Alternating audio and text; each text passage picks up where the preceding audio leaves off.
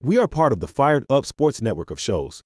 Please check out other Fired Up Sports Network podcasts like the P-Lot Pod, Water Cooler Talk, Bell Smashers, Philly Sports Love and Pain, Drunk on Broad, Beer Battered Sports, and the Fired Up Sports Show, which are available on all major podcasting hosting sites and social media.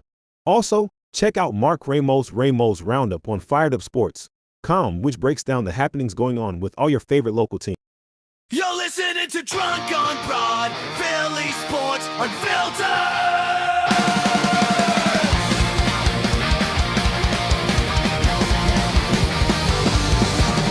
From Broad Street down to the bank, we bleed red, green, black, blue, and gray. Racial classes, game day pride, Philly's hardware, drunk on the ride. The ATL is flying high tonight, six stars lights up, the sky's so bright. Flyers crash like thunder on the ice. Philly swinging, everything's nice. Union chanting, passion loud and raw. City of grit, we break every law. Up, down, drunk on broad. No, we don't sleep. City of champions, running deep. For another round, let's make it loud. Feel it forever. We're Broad Street proud.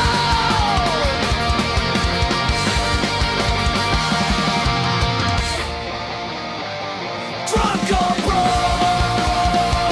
Yeah, we're home. Drunk on Broad.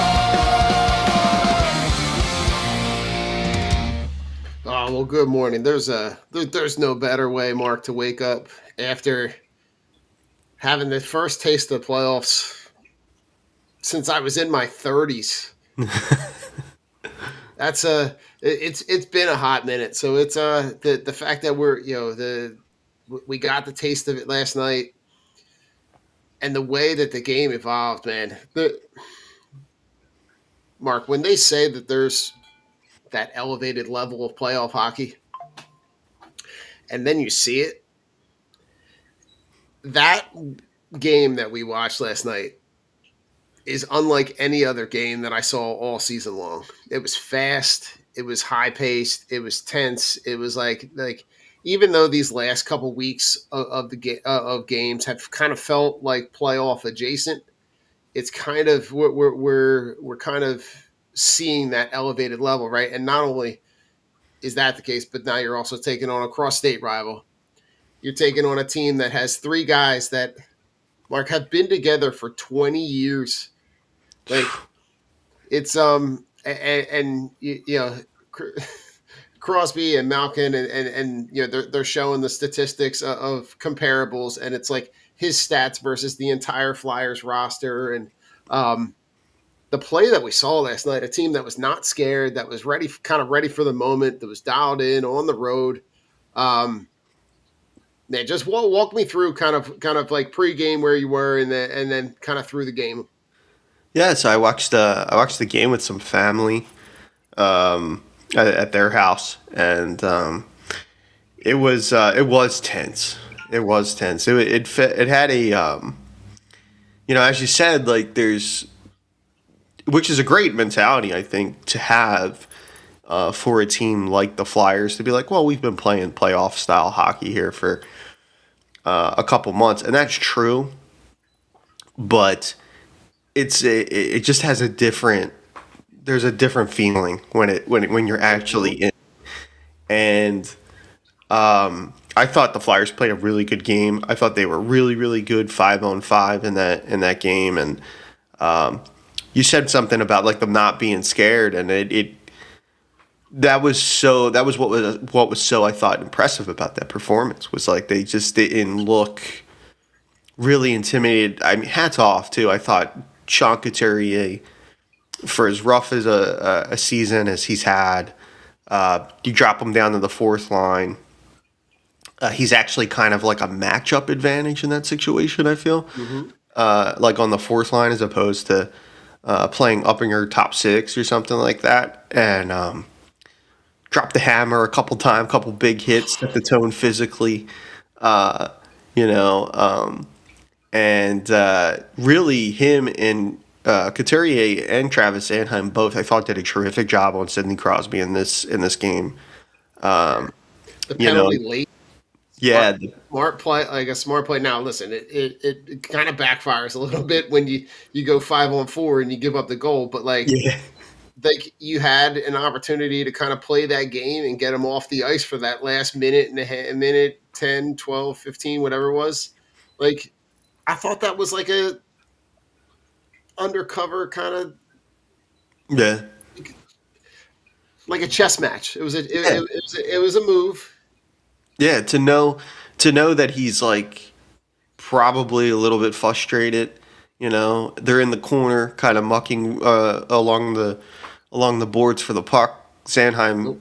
is behind Crosby, give him a little kidney shot, let him know you're there. Right? Crosby doesn't like it. They kind of, referee takes them both, and it's like you could tell Sid was frustrated with. I probably thought just the totality of the game because I thought the Flyers really kind of dictated the pace of the game.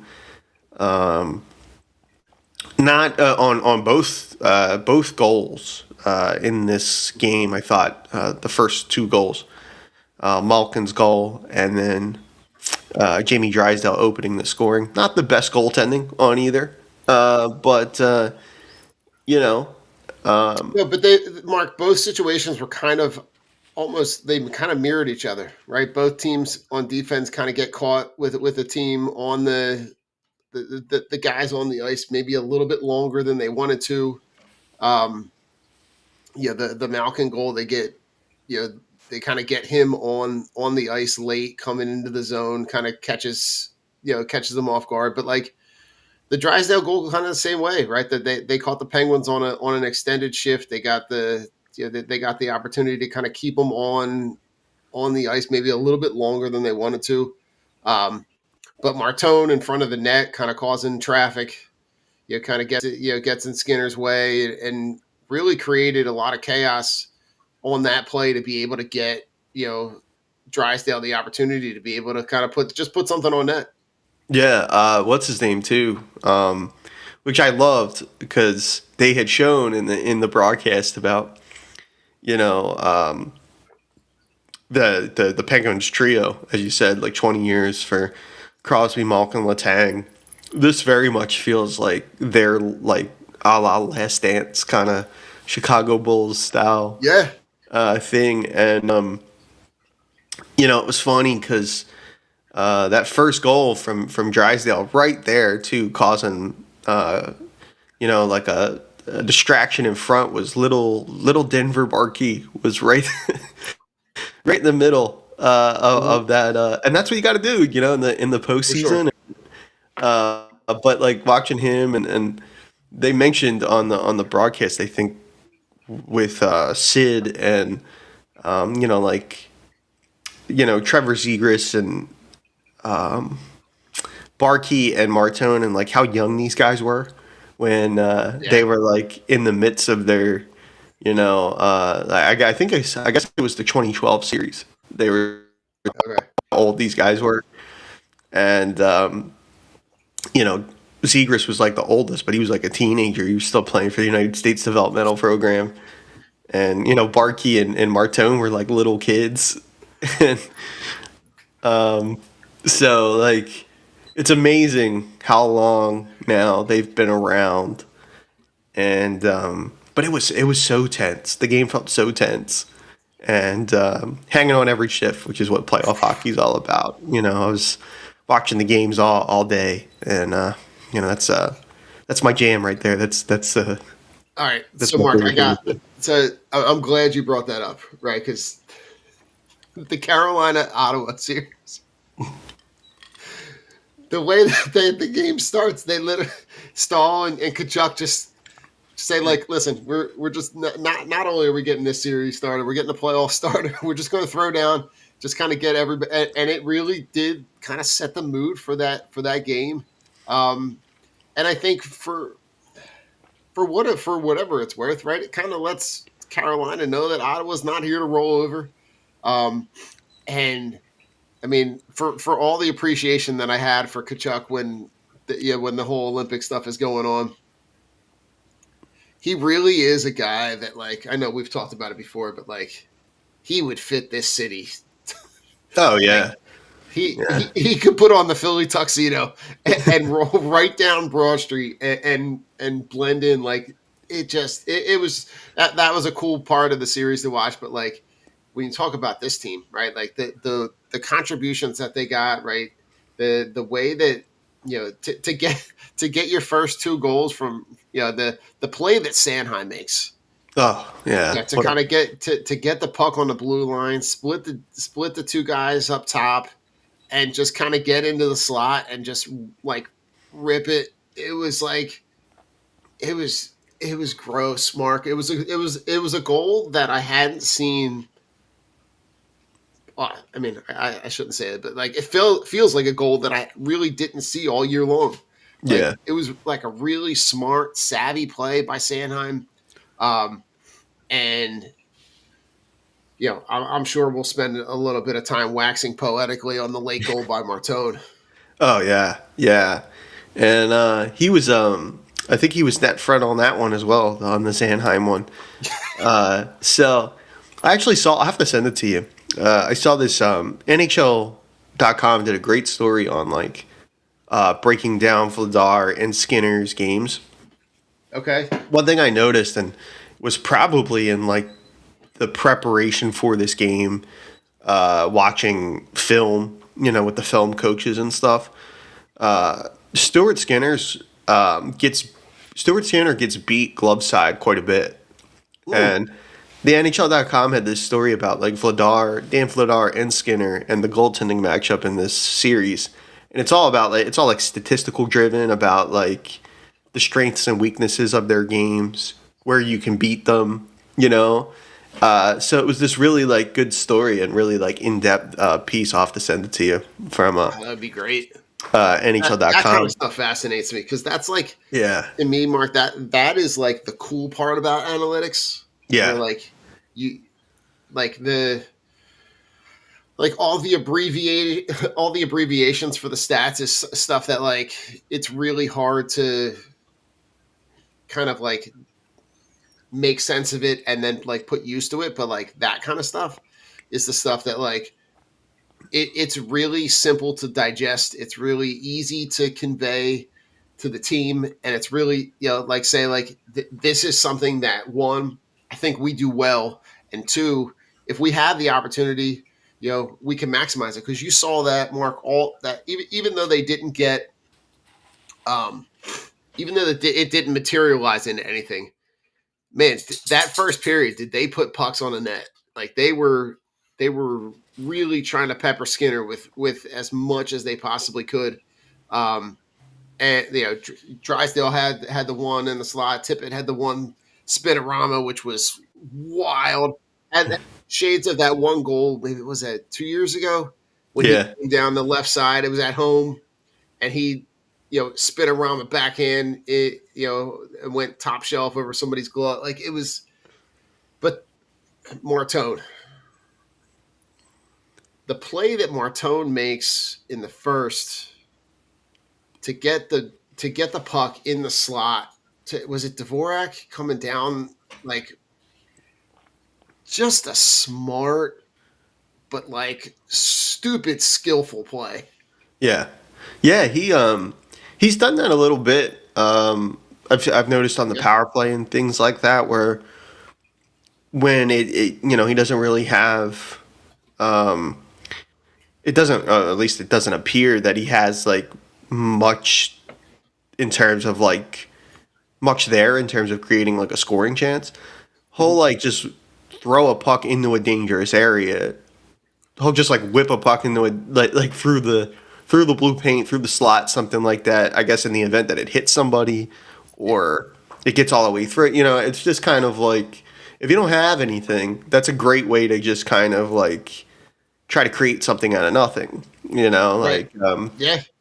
And that little button hook, and then the curl, like the button hook and the curl, and then the beat, of course, like I just said with Zanheim and talk about like scouting and things like that, and that piece that referencing that piece I saw, Skinner's not like a great glove side goalie, whereas Martone put that puck right over his glove, over the shoulder, under the bar, and just a great play. Terrific shot, and a maybe a sneak peek into what he'll do on a real regular basis. But he's a guy too that I think will really he's a playoff style player. I think he'll thrive in the postseason throughout his entire career. You'll see him like he just plays his style that I think is suited for the way that the NHL playoffs kind of shake out. He plays that style all year long, and so. And you mentioned like about like the Penguins, and like the Flyers did such a great job, and they've been like this for large stretches throughout the years, throughout this season rather this year, where they really don't give. They'll go through stretches where like they really don't give teams much at all. No, a lot of things are on the outside. Yeah, and I mean for the Penguins to end the game with under 20 shots. Especially for a team that's offensively as geared as they are. What was the stat they were throwing around during the game? 3.5, like averaging like 3.5 goals. Yeah, they score quite a bit, and they also give up quite a bit. So, right. So like I think that late goal from Rust was right there, prime real estate in front of the net. I mean, but who God, and I'm just like I try like I'm trying to remember that the puck gets knocked down and kind of like falls into that zone, but like who was it? Who was knocking the puck down? Just remind me. Do you remember? On the Rust goal. On the Rust goal. I don't remember. It was but like they were. He's making a pretty solid play to kind of like. Be that like that first line of defense, and it just happens to like, and again, that's it was a really broken play. Yeah, it was a playoff hockey where it's like sometimes it just bounces right to a guy and kind of like literally bounces right on the tape of his stick and just kind of puts it away. But like, I just the play that they make to be able to Dampledar. Yes, standing on his head. Like I know he gives up the 2 goals, right? And the one early looks a little like it's one that you would hope that in a series like this he's going to need to make more than he kind of lets what happen. But like late in the game, when they pull Skinner late, I mean, the last save of the night might be his best one all night, and he made some pretty spectacular saves all night. Yeah, the last save coming in like that. Who was that? Was that Malkin that came in like barreling in like that? I don't remember. It wasn't. It wasn't Malkin. Who I remember them saying it was whoever led them in scoring for the season. I'm trying to think. Well, Crosby was their point producer, top point getter, but it was probably the goal scorer, right? Goal scorer, yeah. Okay, I'll have to. Give me 1 second. I'm gonna look it up. Was it Mantha? Anthony Mantha? Might be. Because he's had a pretty good year. I don't know though. Regular season goals. Mantha. Yep. Good guess. Yep. That was a great save. Late. He's kind of like Mantha. One of the reasons the Penguins are, I think, where they are is like they've gotten a lot of career years or guys getting back on track, right? Like, Anthony Mantha at one time was, I think he was a lottery pick, like a first round. I know he was definitely a first round talent. Pure goal scorer. Kind of fell off a little bit, and he just kind of reestablished himself as a goal scoring threat with Pittsburgh this year. First year coach and Dan Muse, who's been a really good fit, especially if the Penguins are going to go through this transitional period. I think with some younger players and stuff eventually. I think Dan Muse will be a good coach for that. But yeah, to get back to like the Vladar thing, I mean, that's one thing he's been really great at all year, which you have to be, I think, to be a good goaltender. He makes that, he probably wants that Malkin goal back, to get beat 5-0 like that. You could tell the way he kind of reacted. He kind of was kicking himself. He kind of like leaned down and shoulders went up like, like I should have had Right. that. Yep. But one thing about great goaltending, and we've seen that from Vladar all year, is like you got to shake that off real quick. Next face off at center ice, Mhm. you play on, and he was good. I thought he was good. It wasn't, like we said, he probably wants that first one back, and the second one you probably can't do much about. But that late chance from Mantha across the middle like that, I mean, that place would have came unglued had he scored that goal, pushed that into overtime under a minute to go. That would have been really, really rough. But he stood tall, and he's been that way for the Flyers all year. He's definitely, he won the Bobby Clark Trophy for team MVP this season, and Yep. they wouldn't be where they are without him. No. He's Not even. I mean, Mark, not even close. I mean, he was the MVP by a mile, yeah, and like we you and I had talked pretty much all last season that like that inconsistency in goal was really kind of what held them back.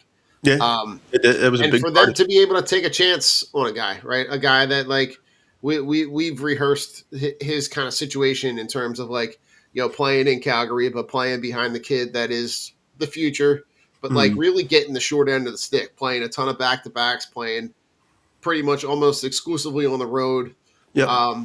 and the fact that like that he came here and really preseason wasn't kind of like it wasn't really clear whether or not like it was kind of like a one A 1B that like he and Harrison were gonna kind of bounce back and forth, and it didn't take long for him to really kind of assert himself as like the clear number one that this team needed in terms of consistency for the guys in the front of him to be able to the guys in front of the goal to be able to develop. You Yeah. weren't going to be able to get that development from those guys without the opportunities for for it essentially not to look like a trash can in front of the net. Yeah, and going into the year, I mean, we didn't have any real guarantee that we were looking more of like a tandem situation. Like, I don't think people knew that the Flyers internally might have been optimistic about it, but I mean, for people outside of it, fans and pundits and writers and whoever, I mean, it was hard to, he had been mostly a backup in his career, but he hadn't really been given a chance either, and other places, and it's just like that's. We've said before on the show about Briere kind of having that Howie Roseman-esque, knows how to like get better within, turn a player who comes in is like, hey, he's going to help us get better around the margins, and then becomes like actual like real like key cog to what you do. Mark, when you look at his offseason stuff, he really had a Midas touch. Like there wasn't a whole lot of moves that he made in leading up to this season that I think anyone who watched this team all year would really have any kind of regret about. Yeah, and to speak on the goaltending, even though he probably, Vladar will be, the guy here. Down the stretch, I mean, post Olympic break, Sam Ersson played some of the best hockey he's probably played in his career here. Like when he got chances to play. That was important because at times I think Vladar, this is the first time he's ever had a starter's workload. At times he did look like fatigue was setting in a little bit. and it was important that they have somebody behind them that could actually take some games and give the Flyers a quality goaltending performance. And Right. Hurston, even though he had struggled mightily at the beginning of the year, I mean, credit where credit's due. He finished Right. strong, and that was important for this team to get into the postseason and give Vladar a breather once he does, once he established himself as the starter. So so I can't wait for how things play out Monday. I mean, we'll see what adjustments are made. I'm sure Pittsburgh's not happy with the way that they attacked in that game. They're certainly a team that's geared towards their offense, and I'm sure they're going to want to really push the Yeah. tempo offensively in game two. So the Flyers should be ready for that. I would be shocked if that building isn't on fire at the start of game two. Um, and I think that is where you capitalize on that momentum late, right?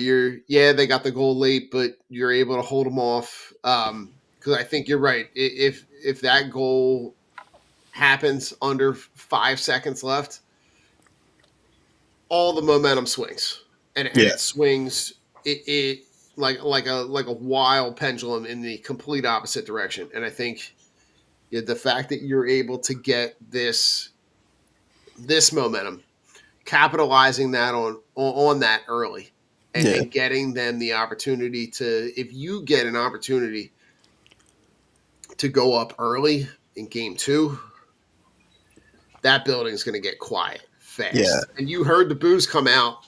You heard them come out for Pittsburgh early. That was really fun. It kind of hearing the crowd noise kind of swing back and forth throughout the game, right? We heard a lot of Flyer sucks stuff early, right? And then as the game kind of evolved, you heard them start to boo a little bit because they weren't really happy with the play on the ice.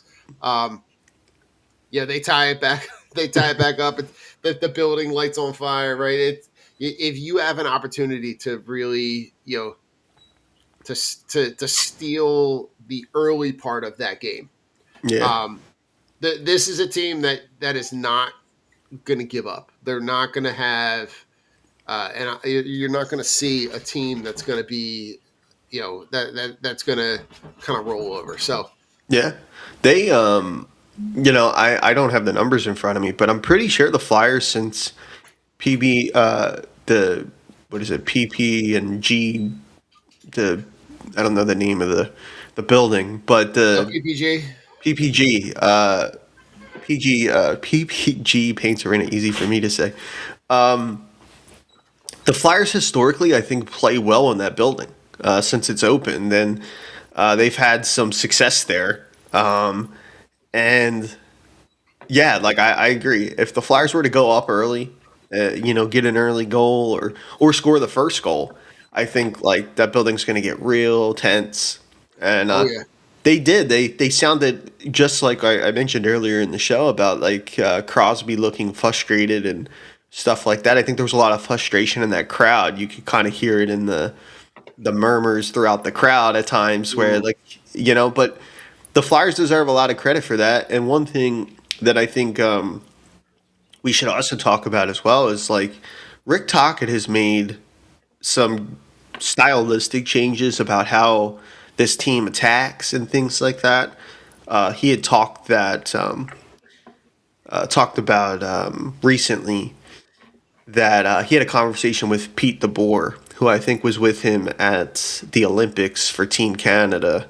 okay, DeBoer took the job with the New York Islanders when they fired Patrick Law gotcha, late in the okay, right, season. Also, the Flyers fans might remember Pete DeBoer was also a longtime New Jersey Devils coach. I think he was with the Devils for a while.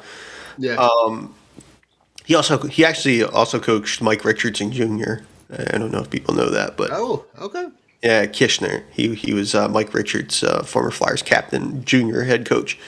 But he said he had a conversation with Pete DeBoer about, I guess just like how to kind of like tweak some things.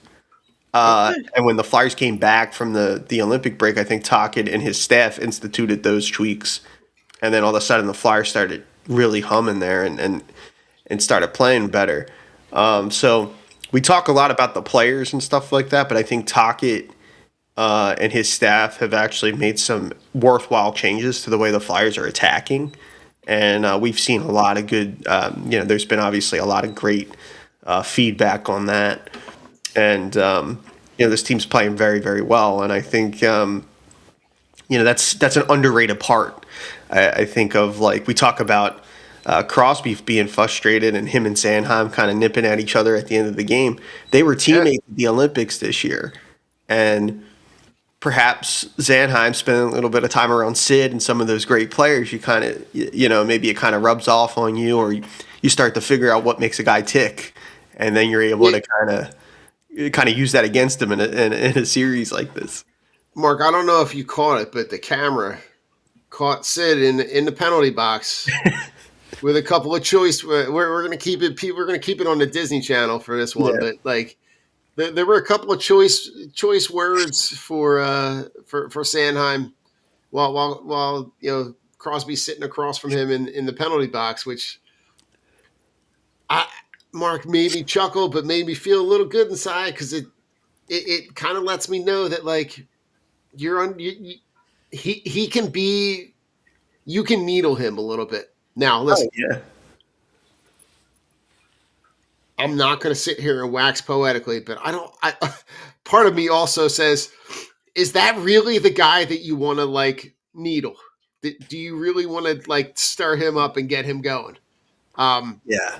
I think this is going to be a series where you're going to have to kind of have it both ways. Right. Yeah.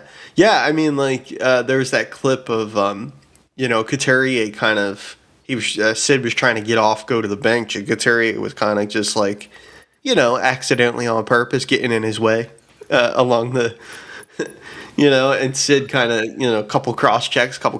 Then one, he actually knocked Coots off his feet. And, and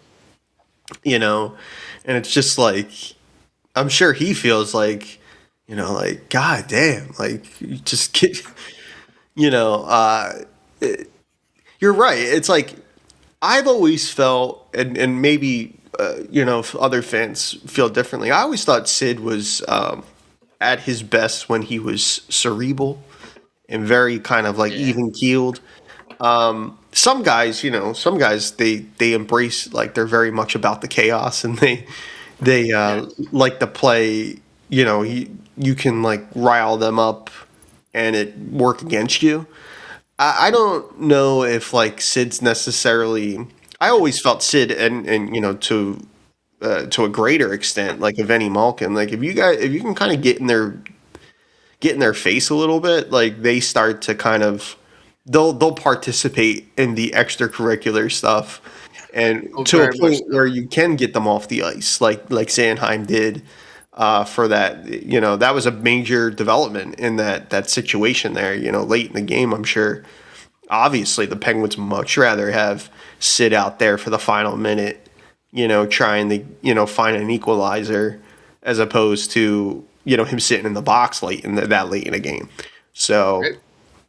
there are guys that I think you can kind of like you can frustrate them a little bit, and I think the Flyers did a good job of that, and that was clearly a part of their game plan, was to kind of get in their face, and Malkin is inevitably going to do something stupid in this series. You frustrate him long enough, you give him some stick work, he'll do something ridiculous at some point.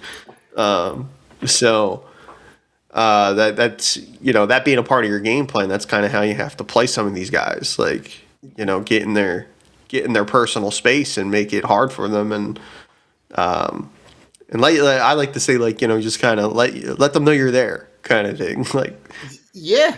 you know, And I think like, so one, Malcolm might be just about the ugliest looking dude on the planet.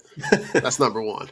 yeah, Like, but two, like you're right. Like that he does have a history and a tendency of doing stupid stuff. So yeah, like you might have to use that as part of the strategy. But I love, Mark, the comments from Talk late night after the game in the locker room, like, turn a page, right? Get, like, essentially the message was like, go get a meal, start getting your body right, because we're right back at it on Monday. Yeah. And essentially, like, this is one, but like to close, like to keep their mind focused on, like, yes, this feels good, but like, if we're gonna be able to, start making some waves, that, like, we're gonna have to put this on rinse and repeat a whole lot. Yeah. But yeah, the fact that you went into that game with 10 guys that this was their first set of playoff experience. I love the way that, the way that it plays out. The and I'm even blanking, Mark. Did we talk about the Martone goal late? We did, yeah. Oh God. Yeah, and it was I'm like, I can't even, like, I'm just kind of trying to, I'm like trying to go over it, and I'm going, did we talk about that? But we like, did talk about it, yeah. like, all right, good. Because like I'm looking at it, and it probably is because, Mark, on the second screen over here, I have like the highlights that are just like spinning Okay. on repeat, because like I keep watching him go down that one side, like essentially hit the brakes, reset, and like turn around and just kind of rip what was like a stupid, filthy goal from that circle, which was like from a 19-year-old making his playoff debut. Yeah. And the group chat, Mike reveals his man crush with Porter Martone, which was just to take you inside a little bit, was a super funny exchange, but it was just all around just a really good, everything you would have wanted to see from a team that's going to play, that's kind of embarking back on this journey. And this is kind of, Mark, what you and I have talked about for a couple years now, which Yeah. is like getting this group of young kids the opportunity to play those meaningful games and building up those calluses. This is going to benefit them way more than I think they would ever have realized. Yeah, yeah, and it'll be like, not to get super ahead of ourselves, but I mean it'll be great learning experience, and then maybe a summer, depending on how this all plays out this postseason, maybe we can start having a conversation this summer about are the Flyers kind of like ahead of schedule? Are we like can we start thinking about making some moves that kind of get us, strike while the iron's hot kind of thing with these young players, and get them the next pieces that they need to kind of like take this group to the next level kind of thing. That'll definitely, we'll shelve that for the summer because we do have a playoff series to play. So Yeah. Yeah. like I said, not to get too far ahead of it, but No, but just to put it on people's radar, yeah. at some point this summer, Mark, we're going to do you and I will have to do a deep dive on the players that could potentially be available to add to this roster. Yeah. Because there's one guy who's come up whose situation might provide an opportunity for the Flyers to, kind of take advantage of a very, very elite player in Toronto that, could be looking for a new home. Yeah. Yeah. Yeah. I mean, I will say that, as I said in the group text, that I will make any trade. There's few guys I wouldn't move for old AM34 out in the six. Yes, There's 100%. but we'll shelve that for the summertime For because sure. Listen, on the other side of these, they're not commercial breaks, but on the other side of these videos, Mark and I, in about 3 hours, the Sixers are going to tip off against another hated rival in the Celtics, and we're gonna try to break it all down. So stay with us on the back end. We'll be talking all things Sixers. So on the way out, Mark, go Flyers. Let's go Flyers.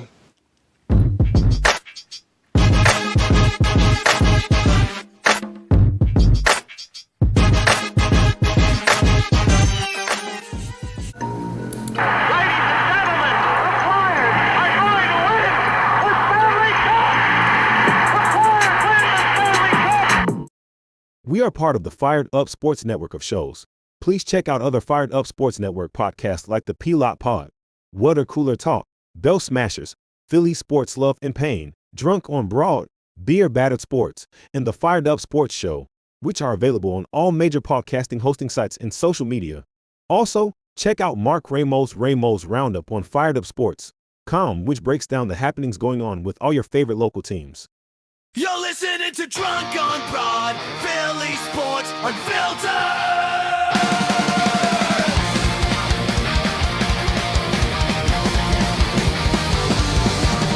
From Broad Street down to the bank, we bleed red, green, black, blue, and gray. Racial classes, game day pride, Philly's hardware, drunk on the ride. The ATL is flying high tonight, Sixers lights up, the sky's so bright. Flyers crash like thunder on the ice.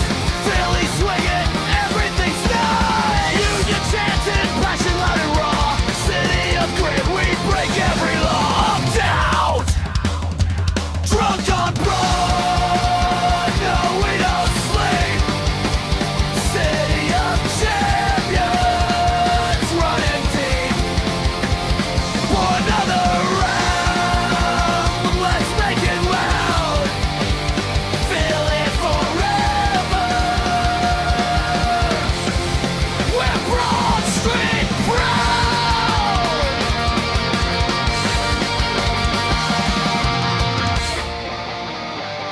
Drunk on Broad. Yeah, we're home. Drunk on Broad.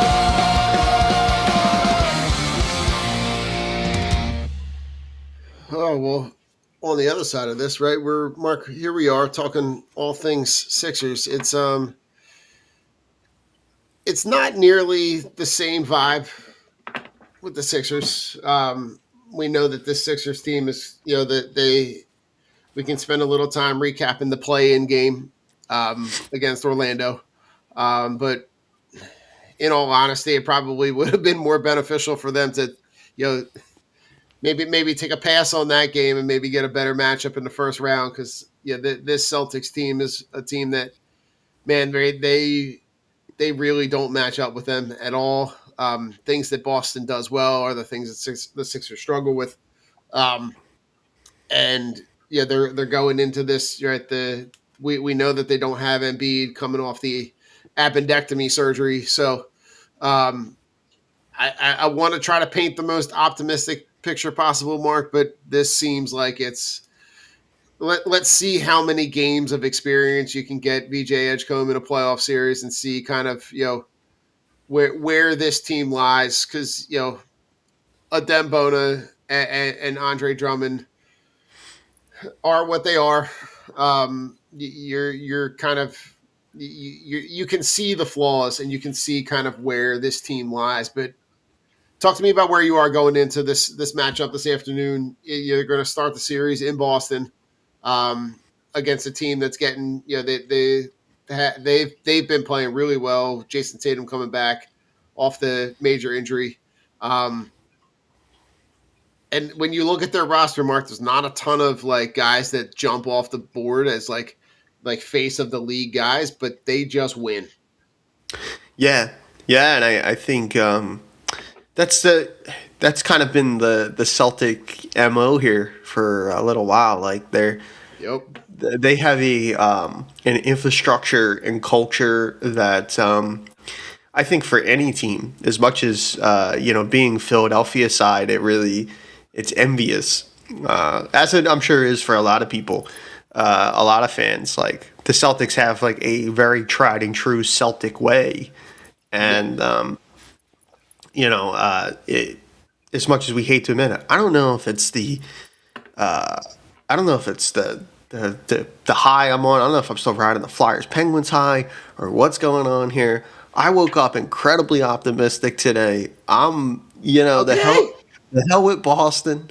I don't like anything Boston. I've been there. Overrated city. I think it's. I did eat at a nice Italian restaurant in Boston, but other than that, uh, your football team ain't even in the city. It's somewhere else. Like whatever. Like I don't. I'm not a fan. Okay. So I'm ready. Like the play-in kind of gave me like drag the like I feel for the Sixers to make this like a much more competitive series because like Okay. Boston they have a different kind of like you said we can walk down player by player but they just know how to win and that's a thing like some guys just know how to win and when you do win they do have a title under their belt. Right. I think like there's a different kind of you just know kind of what it takes. There's just like you have a different kind of metal. For For sure. the Sixers though, I think like they have really, you know, if they could play similarly, if they could approach Boston similar in a similar way to the way they approach the Magic in the play-in, Uh-huh. I think they have a puncher's chance to kind of get in this series and do some, and at least kind of like institute some like, hey, like this isn't like a pushover series. Okay. I want to see some physicality like I saw in the play-in. Love. I mean, we've waxed about VJ Edgecombe and what a difference maker he's been for the Sixers this year. Right. Him and Jalen Suggs getting tied up in the play-in That was was that was fabulous.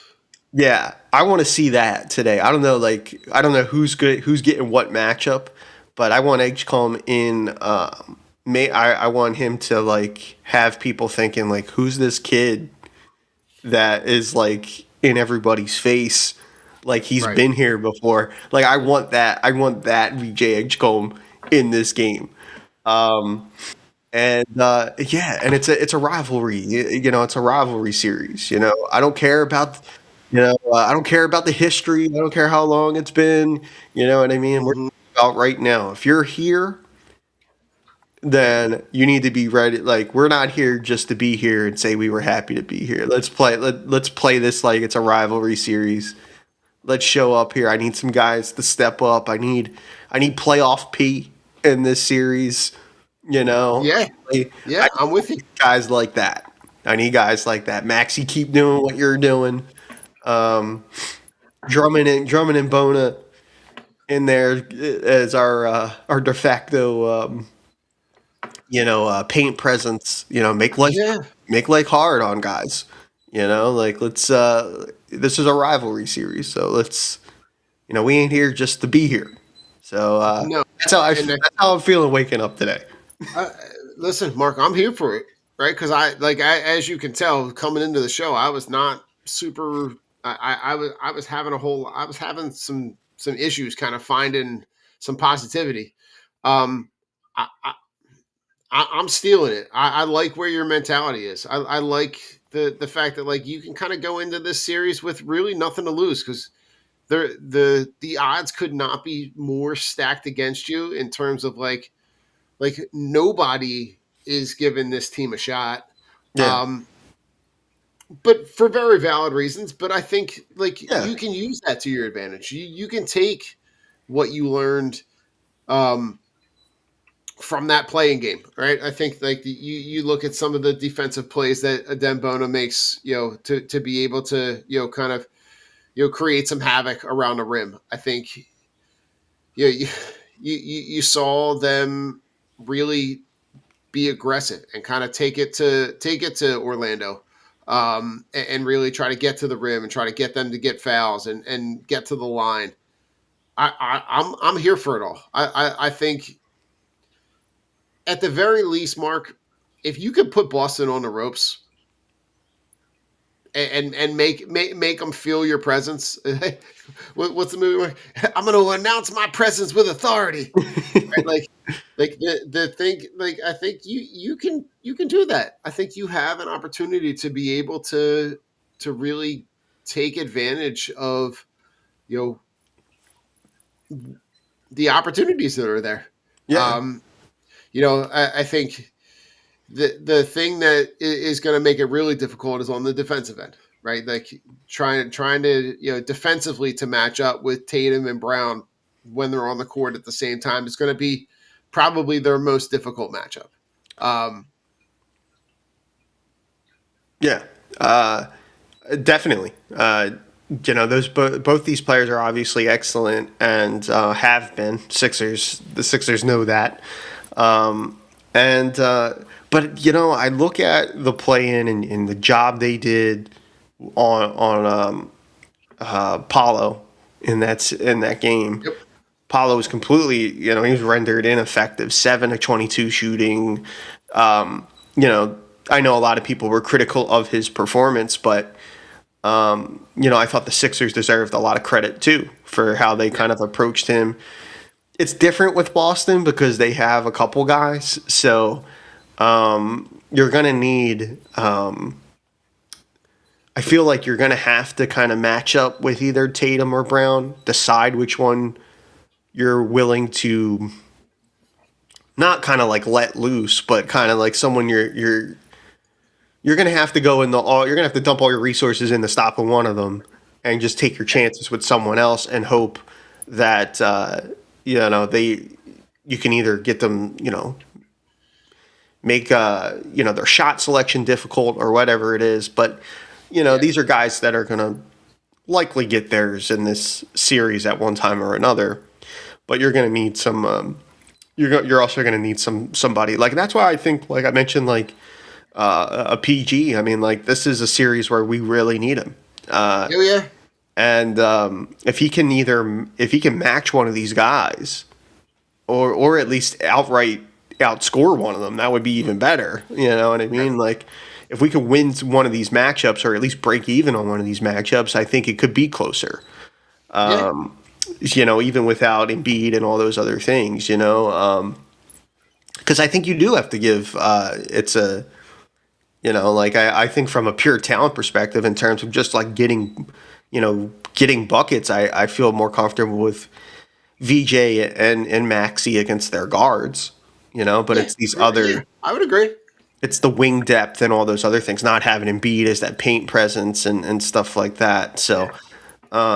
Those are going to be the things that'll be their undoing if they get to that point. But for all the things we mentioned earlier on the Flyer show this morning was like, if the Sixers can come in here and steal Game 1 in Boston, though all the pressure is on Boston, to come back and like you said, I mean like nobody's really given the Sixers much of a prayer, but that could work in your advantage to some degree, So I'm looking for PG to be like a factor in this early going. I'm hoping he can be good.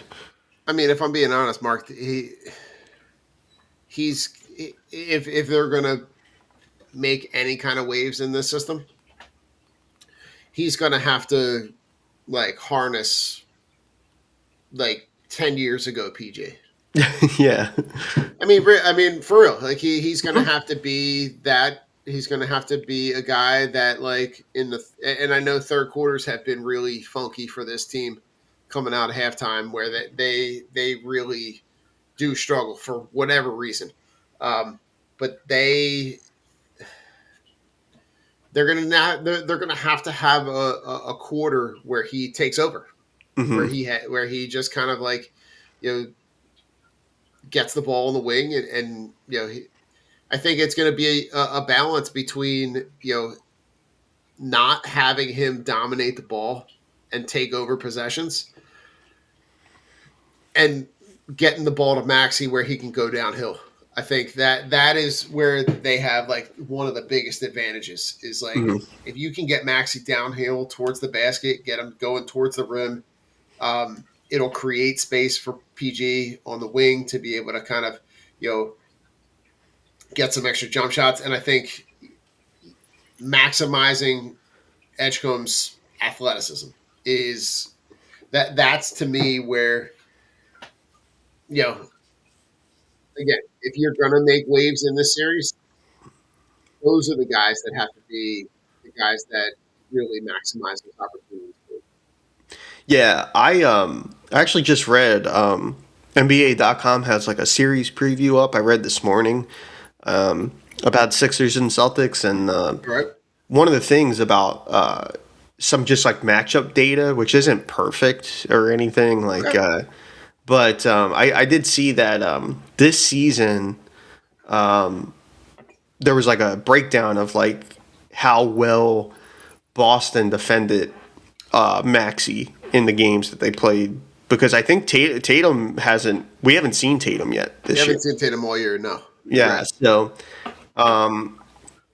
but from defensive possessions this season, there was for against Maxi the matchups against Maxi were Peyton Pritchard, who I think is right like talented kid, really kind of carved out a niche in Boston. This season, he allowed 13 points on 55 possessions against Tyrese. Okay. Derek White allowed 19 points on 49 possessions, so White doesn't do as well in his Okay. matchups against Maxi.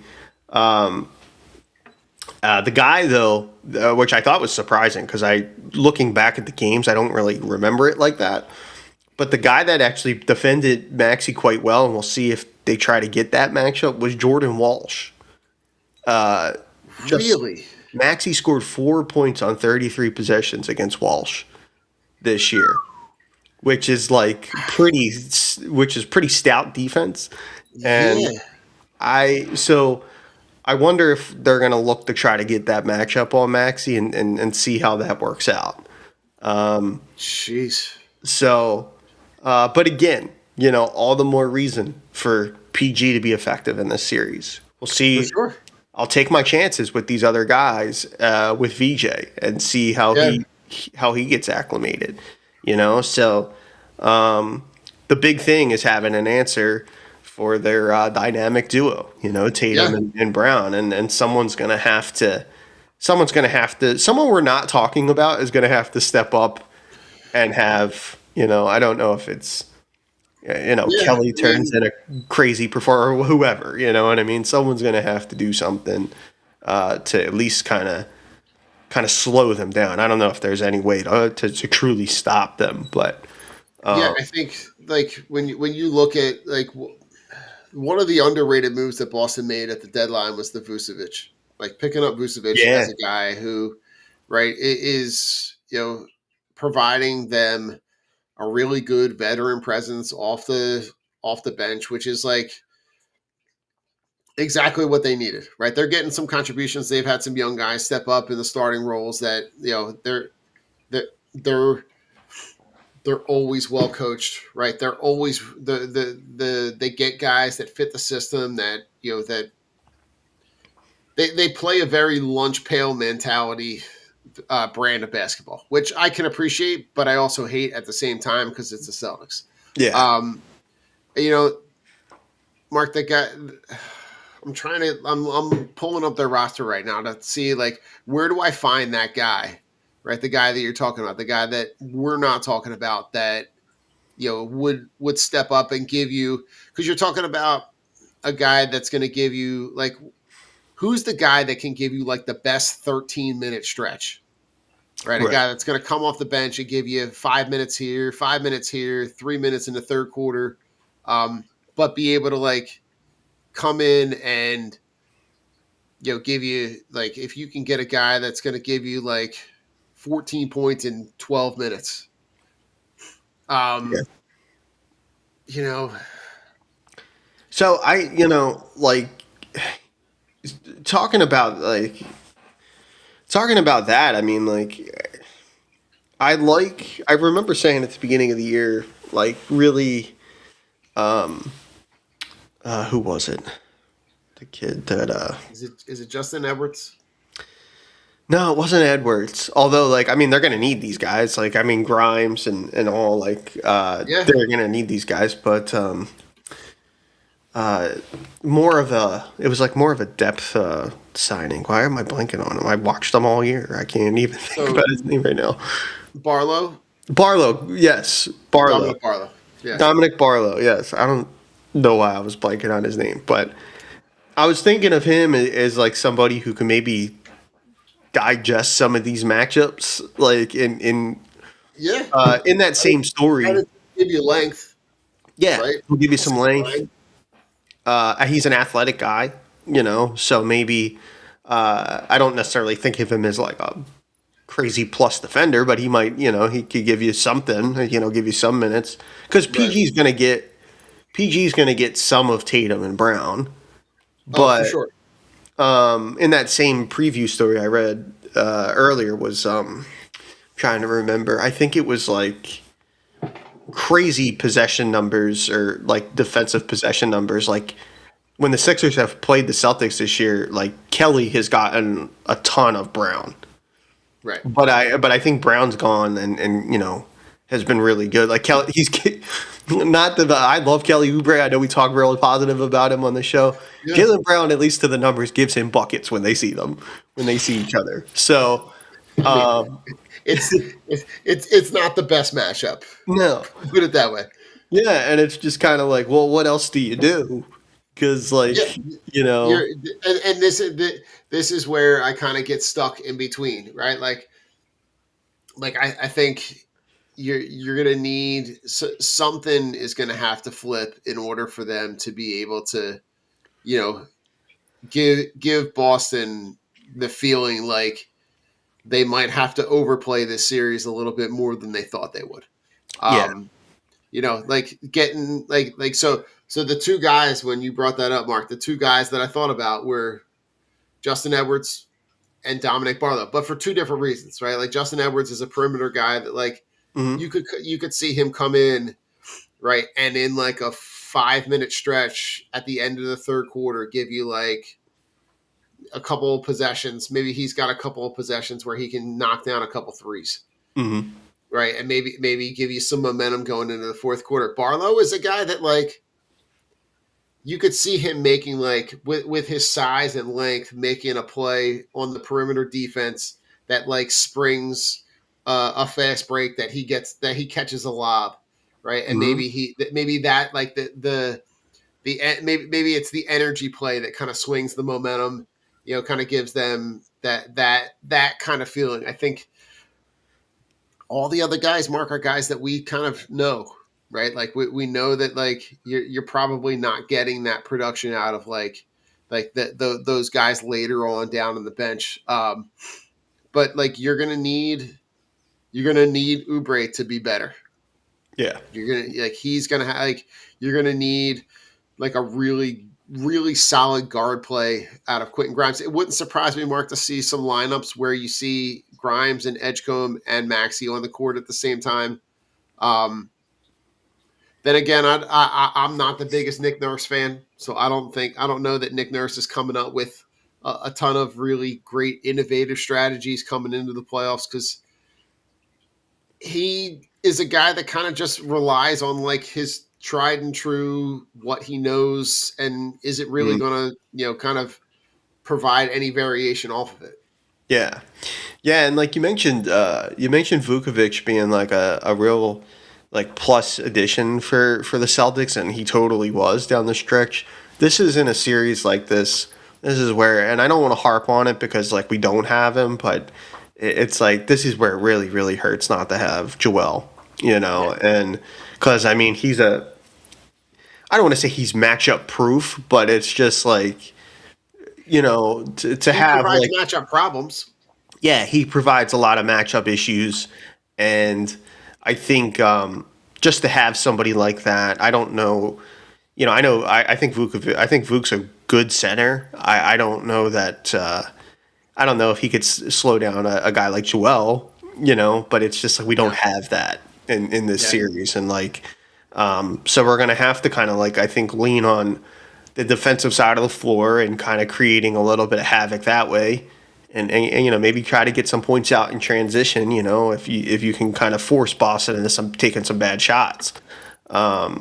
So it's just like it's a pick your poison kind of thing. I think with Tatum and Brown, and like I said, Kelly's probably going to see a lot of those matchups. But Jalen was really really good against the Sixers this year, and I've heard that Brown has been on a tear here down the stretch too for Boston. So we're talking about Tatum being back and not seeing Tatum, but I mean we may not even it might just be all Brown, like Yeah. and us trying to be like, that dude, we cannot stop this guy, and that would be Yeah. the worst case scenario. Yeah. I think you kind of gotta like if I'm looking at game one this afternoon, like you're gonna have to navigate that storm early. Like you're gonna have to navigate and prevent them from be in the first quarter getting like a 10-0 run, and you're down 14-2, 4 minutes into the game, like that to me, like you're going to have to wage that storm early to be able to navigate that properly and be able to really give yourself an opportunity to kind of like get to that first TV timeout, everybody take a deep breath and kind of reset and get into you get into what you get into a matchup that you like. Yeah, yeah. I mean, like it's. I want to believe too, like that the Sixers have enough talent on this team that they can kind of compete on any given night. I've seen it throughout the Yeah, season, for sure. and where like they've had some. It's been a mixed bag, At times we've seen them play not so well, but we've seen them Yeah, play very well at times throughout the year, and but for Boston to be as strong as they are, and then to get your, I guess it was March, I think, to get your best player back in March, yeah, and you're already like top conference level material at that point. yeah, That's a Herculean effort, to kind of slow that down. And but like I said at the start of the show, I feel like optimistic in that like we can make life a little bit tough for them in this game, especially today. And if you can steal one in Boston, it could kind of change your complexion on the series. They're going to have to come here, and not that they're not capable of it, but they'll come here and they'll have to like figure out a way to win. In hopefully a very hostile environment here, and for sure. regardless of how ill-equipped we are. I mean, we like the underdog role in For sure. Philadelphia, so it's I don't want to buy. I'm choosing not to believe the most lopsided matchup in the playoffs so far. I don't want to believe that this is a rivalry. This is a rivalry series, and we need to Yeah, for show sure. we need to show up for this. Like, Yeah, for sure. Listen. I'm right there with you, right? And I love the way that the schedule with the Flyers has also kind of like we're not, especially in this first round, where there's not any like overlapping games, right? yes, So between those two playoff series, they're alternating days, which could not have worked out any better, because both of these teams are also providing a distraction for the team that plays across the street, which at this point shall not be named because it's just not a pleasant product to watch. But you saw the playoffs get kicked off yesterday. Um, and you know, the one story that I want to talk about, Mark, I saw the an interview with LeBron hmm post post game after the game.